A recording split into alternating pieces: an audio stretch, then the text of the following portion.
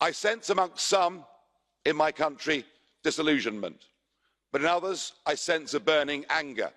Not one to put on yellow vests and protest, but one that says we need a peaceful political revolution in our country. We need to sweep away the two-party system that has let us down so badly. And I think you're all going to be very, very surprised by what happens on May the 23rd. It will be a new future for British democracy, and goodness me, it's needed. Always important to vote in elections, but these elections, in the circumstances of the Brexit crisis in Britain, is an opportunity for public opinion to express itself. And given that overall public opinion seems to have moved against Brexit, that's no longer the will of the majority of the British people, it will be interesting to see how that translates into votes for the various political parties.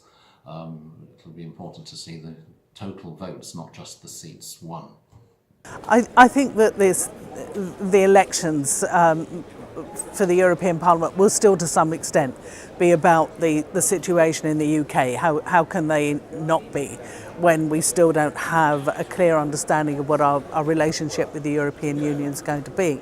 On the other hand, I think ironically we may well have European elections with a public that is better informed, more willing to actually ask questions about what candidates will be doing in the European Parliament, what their priorities are, than we have had in the last few European elections. I think a lot of people will feel it's betrayal. I think a lot of people feel very angry about the fact that we haven't left yet, especially those who voted. But you know, we'd have to live with the world the way it is. Clearly what you see is a disconnect. The British people voted to leave, but we have a Parliament that is trying to block Brexit. And therefore I can understand why people will be angry. Because this has been an absolute unmitigated disaster, particularly for the people of Ireland and the people of the north of Ireland. Some people in your country might remember, even if they don't know the details, but they might remember a thing called the Good Friday Agreement. The Good Friday Agreement was the agreement that ended conflict in our island, or on our island, and conflict between the British establishment and ourselves.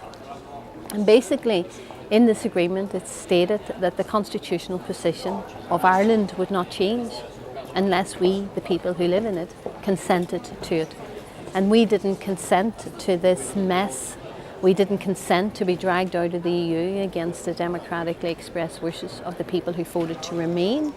And that is why the Good Friday Agreement is crucially important in this Brexit shambles.